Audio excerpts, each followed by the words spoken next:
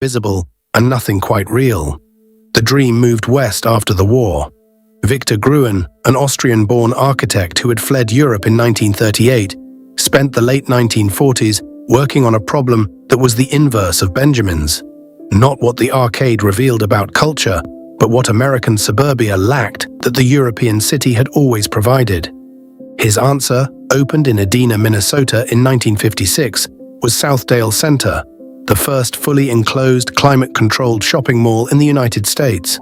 Gruen sealed the arcade against its own urban logic. There was no surrounding street that Southdale connected to, because in Edina there was no surrounding street. There was a parking lot, and beyond that, a highway.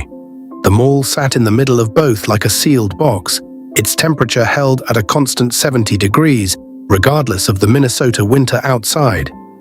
Every connection that Bologna's portico had insisted on maintaining, between the sheltered space and the city, between the covered movement and the public world, was cut. What was gained in that translation is easy enough to enumerate: comfort, legibility, the elimination of every variable that makes a street difficult, weather, traffic, the unpredictability of strangers.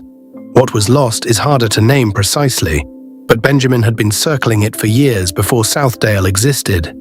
The arcade at its best was a threshold, a place between the room and the road, neither fully controlled nor fully exposed.